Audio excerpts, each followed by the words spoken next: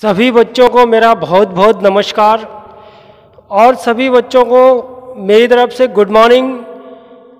और टॉपिक है आज अपना दिल्ली सल्तनत के इतिहास में बलबन का योगदान।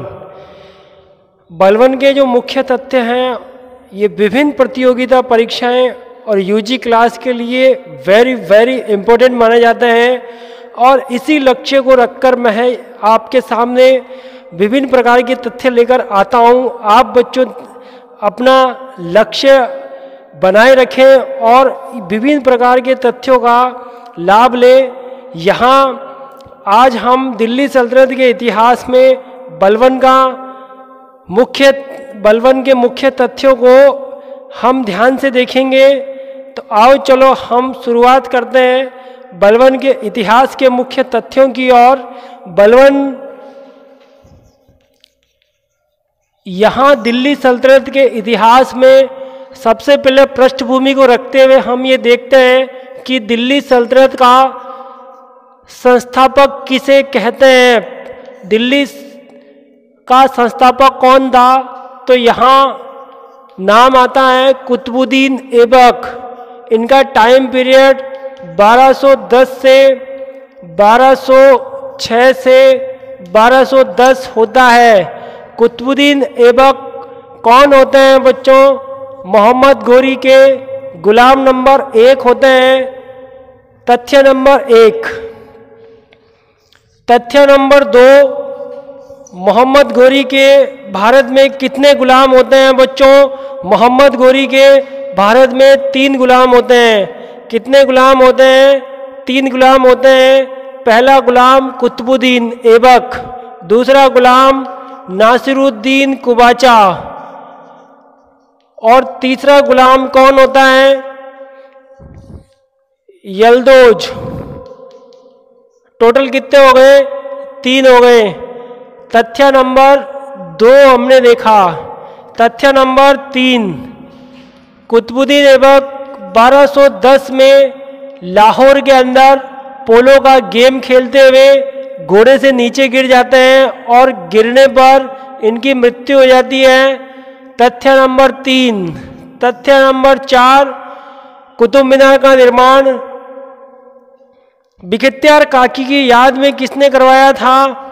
कुतुबुद्दीन ऐबक ने करवाया था। तथ्य नंबर 5, भारत की पहली मस्जिद का निर्माण किसने करवाया था? भारत की पहली मस्जिद का निर्माण कुतुबुद्दीन ऐबक ने करवाया था। इस मस्जिद का नाम क्या है? कुव्वत-ए-इस्लाम मस्जिद। कुव्वत-ए-इस्लाम मस्जिद। तथ्य नंबर 5, दिल्ली सल्तनत के इतिहास में ऐसा कौन सा शासक था जिस शासक को लाख बख्श कहा जाता है बच्चों? लाख बख्श कहा जाता है कुतुबुद्दीन ऐबक को। पृष्ठभूमि को देखा जा रहा है, उसमें भी तथ्यों को केवल तथ्यों को देख रहे हैं हम। पृष्ठभूमि में आगे हम देखते हैं इल्तुतमिश। इल्तुतमिश दिल्ली सल्तनत के वास्तविक संस्थापक कौन थे? इल्तुतमिश थे। 1210 से 1226 इनका समय काल रहता है। तथ्य नंबर 1। तथ्य नंबर 2 आता है दिल्ली सल्तनत के इतिहास में तुर्क-ए-चहलगानी शब्द क्या होता है और ये किसने बनाया था? यह इल्तुतमिश ने बनाया था बच्चों। तुर्क-ए-चहलगानी उसे कहते हैं जिसमें इल्तुतमिश ने अपने विशेष लोगों को चुना था और 40 सदस्य इसमें होते थे। उसे ही क्या कहते हैं? तुर्क-ए-चहलगानी। जो बलबन के समय इसमें परिवर्तन होगा तुर्क-ए-चहलगानी में, इसलिए तुर्क-ए-चहलगानी का संस्थापक कौन माना जाता है? यहाँ तुर्क-ए-चहलगानी का संस्थापक इल्तुतमिश माना जाता है बच्चों। तथ्य नंबर 3, इल्तुतमिश अपने जीवन काल में किसको उत्तराधिकारी बनाया था? दिल्ली सल्तनत के इतिहास में और भारत के इतिहास में पहली मुस्लिम शासिका रजिया सुल्ताना को इन्होंने अपने जीवन काल में उत्तराधिकारी बनाया था। यहाँ पहला नंबर, दूसरा नंबर, तीसरा नंबर। इल्तुतमिश के इतिहास में तथ्य नंबर 4 देखते हैं हम, इक्ता। इक्ता का मतलब क्या होता है बच्चों? दिल्ली सल्तनत के इतिहास में इक्ता को प्रांत कहा जाता है और प्रांतीय व्यवस्था का संस्थापक इल्तुतमिश होता है। आगे हम चलते हैं 5 नंबर पे।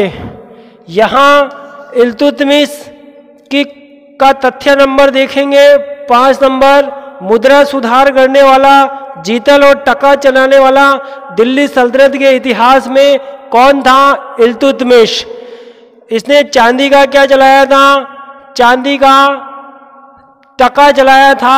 और तांबे का क्या चलाया था? जीतल चलाया था। टका और जीतल का संस्थापक कौन है? इल्तुतमिश। अब हम बात करेंगे बलवन में हम पहुंचते हैं। रजिया के बाद में बहराम शाह आते हैं। बहराम शाह के समय नायब पद की स्थापना हुई थी, नायब मामलिकात। नायब कितने? 3 नायब होते हैं। दिल्ली सल्तनत के इतिहास में केवल कितने नायब हुए बच्चों? 3 हुए थे।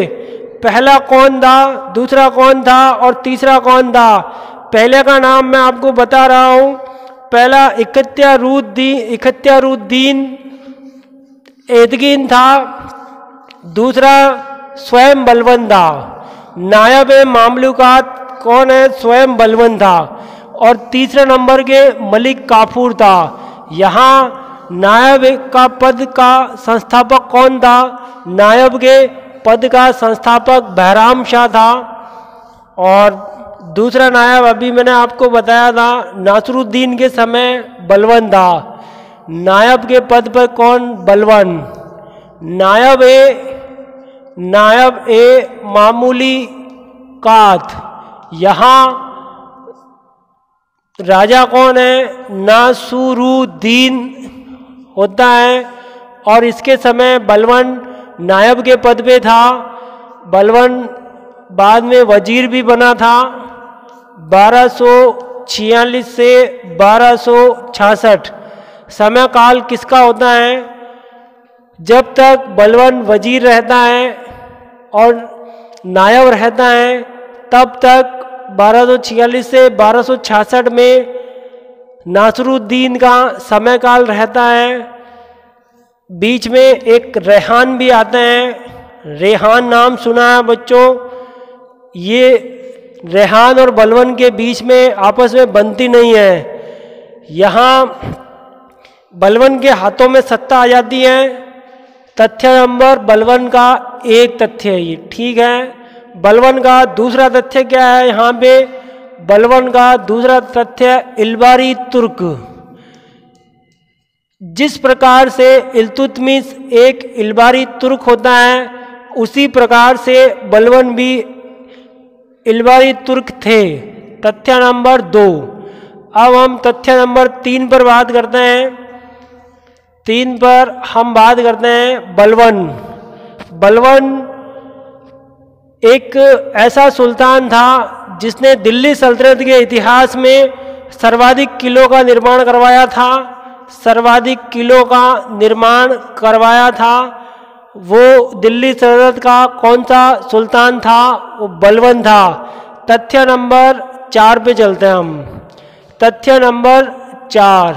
जिस प्रकार से विश्व के इतिहास में बच्चों रक्त और लोहे की नीति को अपनाने वाला बिस्मार्क था, जिसने इटली का एकीकरण में पूरी भूमिका निभाई थी। कैबूर, मैजिनी और गैरिबाल्डी थे। और उसके बाद बिस्मार्क जो है रक्त और लोहे की नीति पर चला था। बिस्मार्क उसी प्रकार से भारत के अंदर रक्त और लोहे की नीति को अपनाने वाला, रक्त और लोहे की नीति को अपनाने वाला शासक कौन है बच्चों? बलवन। तथ्य नंबर 4। तथ्य नंबर 5। 5वां तथ्य देखिए बलवन से संबंधित। बलवन ने नायब ईश्वर बलवन ने नायब नियामत खुदाई बलवन ने नियामत ए खुदाई अपने आप को ईश्वर और सुल्तान का जो पद होता है सुल्तान का पद, इस पद को नया नाम दिया, नियामत खुदाई नाम दिया था। नियामत खुदाई का मतलब होता है बच्चों अपने आप में सुल्तान, अपने आप में ईश्वर का प्रतिनिधि। और ईश्वर का जो प्रतिनिधि है वो स्वयं कौन है? बलवन है। बलवन ये कहते हैं कि मैं नियामत खुदाई हूँ, मैं नियामत खुदाई हूँ। तथ्य नंबर 5। अब तथ्य नंबर 6 पर आते हैं हम। तथ्य नंबर 6 पर बलवन अपने आप को कहते हैं, बलवन अपने आप को जिल्ले इलाही क्या कहते हैं? जिल्ले इलाही। दिल्ली सल्तनत के इतिहास में ऐसा कौन सा सुल्तान था जिसने अपने आप को जिल्ले इलाही कहा है? जिल्ले इलाही कहा है। और ये सुल्तान बलवन थे। जिल्ले इलाही का मतलब होता है ईश्वर का प्रतिनिधि, ईश्वर का प्रतिनिधि। यहाँ ईश्वर का प्रतिनिधि कौन है? जिल्ले इलाही। तथ्य नंबर 7 पर चलते हैं हम। तथ्य नंबर 7 आता है यहाँ पे बच्चों, बलवन दिल्ली सल्तनत के इतिहास में ये एक ऐसे शासक हैं जिन्होंने यहाँ नौराज का त्यौहार प्रारंभ किया था। 7 नंबर नौराज का त्यौहार, नौरोज का त्यौहार प्रारंभ किया था। ये पहले शासक थे। ये नौरोज क्या होता है और ये परंपरा भारत में कहाँ से आती है? नौरोज एक त्यौहार होता है बच्चों, और ये ईरान से ये त्यौहार भारत में आता है। अब ये नौरोज क्या होता है ये मैं आपको बता रहा हूँ। नौरोज का मतलब होता है हिजरी संवत का जो पहला दिन होता है, उस पहले दिन को नए वर्ष के रूप में मनाया जाता है। जिस प्रकार ये वैसे ही मनाया जाता है जैसे भारत में जनवरी का 1 जनवरी जो होता है नया साल मनाया जाता है, हैप्पी न्यू ईयर बोले जाते हैं सभी को, और खुशियाँ मनाई जाती हैं और धूम धड़ाके से सभी लोगों का वेलकम किया जाता है हैप्पी न्यू ईयर बोल के। उसी प्रकार ये नौरोज का त्यौहार हिजरी संवत का 1 डे जो होता है उसी के आधार पे मनाया जाता है। इस नौरोज त्यौहार को भारत में शुरू करने वाला पहला दिल्ली सल्तनत का सुल्तान बलवन था। बलवन ने कौन सी नीति अपनाई? रक्त और लोहे की नीति अपनाई। मैंने कितने तथ्य बताए बच्चों? 7 तथ्य बताए। 7 तथ्य के बाद आगे के तथ्यों को हम देखते हैं कि बलवन अपने दरबार में कौन सी नीति लेकर आया था। उस नीति का नाम था राजत्व की नीति। और राजत्व की नीति किसको कहते हैं? जब बलवन 1266 में दिल्ली सल्तनत के सिंहासन पर आसीन हुआ था तो उसके सामने कौन कौन सी समस्या थी? तो यहाँ तथ्य नंबर 8 में पहुँच गए हैं बच्चों। उसके पास में 4 समस्या थी। बलवन के पास में 4 समस्या थी। बलवन के पहले के जितने भी सुल्तान थे वो सब अयोग्य सुल्तान थे। यहाँ पहली समस्या मेवात के बाद में दोआब के बाद कटेहर, और एक नाम और है बच्चों, और वो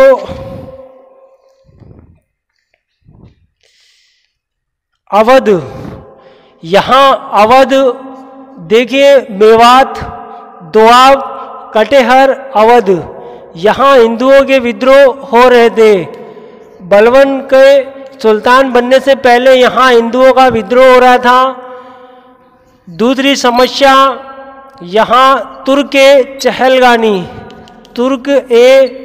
चहलगानी, इसमें 40 गुलाम थे तुर्क ए चहलगानी का संस्थापक इल्तुतमिश होता है। तुर्क ए चहलगानी में 40 गुलाम थे, 40 सदस्य थे जो अमीर कहलाते थे। यहाँ तीसरी समस्या सुल्तान की प्रतिष्ठा का सवाल, सुल्तान की प्रतिष्ठा का सवाल। यहाँ चौथी समस्या क्या है बच्चों? उत्तर पश्चिम भारत में मंगोलों की समस्या। मंगोल भारत पर निरंतर पंजाब होते हुए हरियाणा और दिल्ली पर आक्रमण करते थे और दिल्ली में रहने वाले लोगों को परेशान करते थे, धन लूटकर चले जाते थे। यहाँ बच्चों 4 समस्याओं में मेवात, दोआब, कठेर, अवध, चारों समस्याओं को निजात पाने के लिए बलवन ने पहले मेवात पर हमला किया, दोआब, कठेर, अवध यहाँ हमला करके और यहाँ के हिंदुओं को, यहाँ के विद्रोह को समाप्त किया था। फिर हम 2 नंबर पे आते हैं, तुर्क ए चहलगानी। 40 गुलाम जो थे, 40 गुलाम में स्वयं बलवन भी इसमें एक शामिल था। ये अमीर जो थे ये अपने आप को स्वतंत्र मानते थे, ये किसी की बात नहीं सुनते थे। इसी 40 गुलाम जो बलवन पर हावी हो रहा था, ऐसे लोगों को सत्ता से हटाने के लिए बलवन ने योजना बनाई और तुर्क ए चहलगानी के आधार पर बकबक और मलिक बकबक नाम का एक अमीर और एक था हेवात खान, इनको अपने रास्ते से हमेशा के लिए हटा दिया, इनको मौत के घाट उतार दिया था। तीसरी समस्या, सुल्तान की पद और प्रतिष्ठा को बनाए रखने के लिए इसने दरबार में एक सिद्धांत लागू किया था, वह राजत्व सिद्धांत कहलाता है। 4 नंबर पे आता है, यहाँ उत्तर पश्चिम भारत में निरंतर मंगोल आक्रमण कर रहे थे। ऐसी समस्या को समाप्त करने के लिए यहाँ जो शेर खान था, जो भारत के लोगों को परेशान करता था, दिल्ली में पहुँच जाता था, लूटपाट करता था, इसको धोखे से जहर देकर इसको रास्ते से हटाया था। तो सबसे पहले 1, 2, 3, 4 समस्याओं का निजात पाया किसने? बलवन ने। तथ्य नंबर 9 देखेंगे बच्चों हम। तथ्य नंबर 9 में आते हैं और बलवन ने दीवान ए आरिज दिल्ली सल्तनत का ये पहला सुल्तान था जिसने भारत के अंदर दीवान ए आरिज केंद्रीय विभाग की स्थापना की थी। केंद्रीय विभाग, दीवान ए आरिज का मतलब क्या होता है? सैन्य विभाग। ये क्या होता है बच्चों? ये एक सैन्य विभाग होता है। सेना का संगठन किया था। भारत के उत्तर पश्चिम में जहाँ से मंगोलों के आक्रमण होते थे वहाँ जगह जगह किले बनाए थे और वहाँ चौकियाँ बनाई थी, सेनाओं को वहाँ स्थापित किया था। तो अभी थोड़ी देर पहले मैंने आपको ये बताया था, दिल्ली सल्तनत के इतिहास में मंगोलों की समस्या को निजात पाने के लिए सर्वाधिक किलों का निर्माण कराने वाले, किलों का मतलब होता है दुर्ग, सर्वाधिक दुर्गों का निर्माण कराने वाला बलवन होता है। कौन होता है? बलवन होता है। यहाँ 9 नंबर पे दीवान ए आरिज हमने देखा, केंद्रीय विभाग। अब हम 10 नंबर की बात करेंगे बच्चों। 10 नंबर पे तथ्य नंबर 10। तथ्य नंबर कौन सा आ रहा है बच्चों? 10 नंबर पे आ रहा है, बलवन ने एक गुप्तचर विभाग की स्थापना की थी। गुप्तचर विभाग, और ये गुप्तचर विभाग का क्या नाम है? वारीद कहते हैं। गुप्तचर विभाग को क्या कहते हैं? वारीद कहा जाता है। वारीद, ये गुप्तचर गुप्त सूचनाओं को लेकर आते थे। दीवान ए वारीद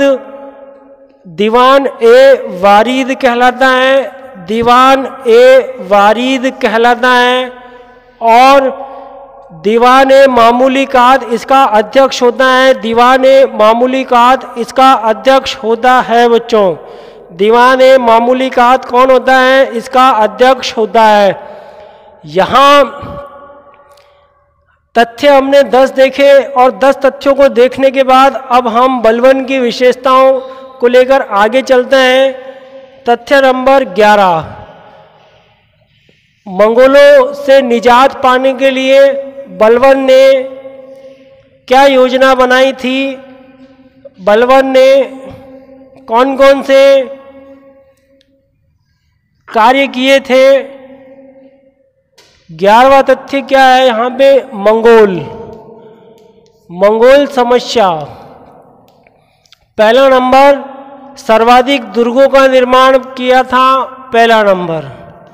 दूसरा नंबर, 30,000 सेना का गठन किया था, तीसरा नंबर। भारत के उत्तर और पश्चिम सीमांत चौकियों पर अपने 2 पुत्रों को गवर्नर बनाकर नियुक्त किया था ताकि मंगोलों की समस्या से निजात पाया जा सके। पहला पुत्र मोहम्मद और दूसरा पुत्र बुगरा खान था। मंगोल समस्या से निजात पाने के लिए बलवन ने योजना बनाकर मंगोलों की समस्या को निजात पाया था। अब हम तथ्य नंबर 12 देखेंगे। यहाँ पे राजत्व का सिद्धांत। राजत्व क्या होता है और राजत्व का सिद्धांत किसने लागू किया था? भारत के इतिहास में राजत्व का सिद्धांत लागू करने वाला बलवन था। कौन था बच्चों? भारत के इतिहास में राजत्व का सिद्धांत लागू करने वाला बलवन था। पहला नंबर, राजत्व के सिद्धांत में जब भी बलवन दरबार में पहुंचता था, कहाँ आता था बच्चों? ये बलवन का दरबार है। यहाँ ये बलवन है, ये बलवन के मंत्री हैं। बलवन दरबार में विराजमान है।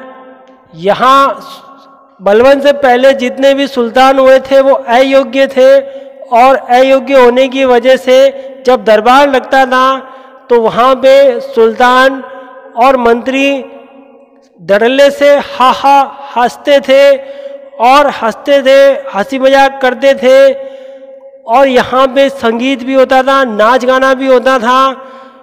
सामाजिक, आर्थिक, राजनीतिक, सांस्कृतिक, प्रशासनिक समस्याओं पर कोई ध्यान नहीं देते थे। भारत के उत्तर पश्चिम में मंगोल निरंतर दिल्ली में लूटपाट करके चले जाते थे। इन सब समस्याओं से निजात पाने के लिए बलवन ने एक योजना बनाई और उसने राजत्व का सिद्धांत दिया था, जिसका पहला सिद्धांत, पहला तथ्य है बच्चों कि इस दरबार में कोई भी व्यक्ति, कोई मंत्री राजा के या सुल्तान के सामने हंस नहीं सकता था। पहला नंबर, हंसी मजाक नहीं कर सकते थे, पहला नंबर। दूसरा नंबर, बलवन जब 40 गुलाम दल का सदस्य था, तुर्क चहलगानी दल का सदस्य था और नासरुद्दीन जब यहाँ के सुल्तान थे तो बलवन 40 सदस्यों के साथ सुल्तान के साथ बैठकर शराब भी पीता था और उनके साथ हंसी मजाक भी करता था। लेकिन अब बलवन ये समझ गया है कि अब बलवन का जब सुल्तान बना, बलवन स्वयं सुल्तान बने थे, तो उन्होंने दरबार के अंदर ये फरमान निकलवा दिया था कि आज के बाद कोई भी मंत्री सुल्तान के साथ या आपस में मंत्री कोई भी कहीं भी हंसी मजाक नहीं करेंगे और शराब पर प्रतिबंध लगा दिया था। ये दूसरा राजत्व का सिद्धांत है। यहाँ हम तीसरा राजत्व का सिद्धांत देखेंगे, सिजदा और पाबोस तथ्य। सिजदा और पाबोस, सिजदा और पाबोस। यहाँ सिजदा का मतलब क्या होता है और पाबोस का मतलब क्या होता है? ये प्रथा बलवन ईरान से लेकर आया था। सिजदा का मतलब होता है बच्चों, सिजदा का मतलब जब भी कोई मंत्री या कोई दरबारी जब सुल्तान के पास में आता था और तो सुल्तान के पास में आता था तो वो सिर को, बच्चों क्या करता था, अपना जो सिर जो होता था उस सिर को सुल्तान के चरणों में सिर को पूरा लेट जाता था, सिर झुका देता था और कहते थे जिल्ले इलाही बलवन, जो ईश्वर का प्रतिनिधि है, बलवन के लिए अपना सिर झुकाते हैं हम। और इस तरह कहकर ये परंपरा शुरू की थी, एक भय और आतंक की परंपरा शुरू की थी, एक रक्त और लोहे की नीति की परंपरा शुरू की थी। और जो है आसपास के पड़ोसी राज्यों को जिनमें भय उत्पन्न हो जाए, जो किसी की हिम्मत नहीं हो जो हमारे राज्य की तरफ आंख उठा के देख सके, तो यहाँ ये सिजदा है बच्चों। और इस सिजदा प्रथा को, कौन सी प्रथा को, सिजदा प्रथा को शुरू किया था, इसी को सिजदा कहा जाता है। यहाँ पाबोस का मतलब होता है कोई भी दरबारी, कोई भी राजा आएगा और सुल्तान के पैरों को चूमेगा और जिल्ले इलाही कहेगा। तो यहाँ बलवन ने राजत्व सिद्धांत में सिजदा और पाबोस प्रथा को शुरू करने वाला सुल्तान कौन था बच्चों, बलवन था। यहाँ बलवन ने अब एकांकी जीवन जीना शुरू कर दिया था, उसके आसपास कोई नहीं आ सकते थे। यह बलवन के तथ्यों पर हम बात कर रहे हैं और हमने एक एक करके इनके अनेक तथ्यों पर बात की बच्चों। आज के लिए बस मैं इतना ही विराम चाहूँगा और इनके अगले तथ्य, बलवन के जो अगले तथ्य हैं वो कौन कौन से हैं उस पर आगे बात की जाएगी और नेक्स्ट वीडियो में हम देखेंगे। आज के लिए बस इतना ही। Thank you very much. जैसे कि मुझे लगता है बलवन के लगभग सभी तथ्यों को हमने अच्छे से पढ़ा है और आगे जो दिल्ली सल्तनत के इतिहास का जो नेक्स्ट टॉपिक होगा उसको हम नेक्स्ट वीडियो में देखेंगे। Okay, thank you very much.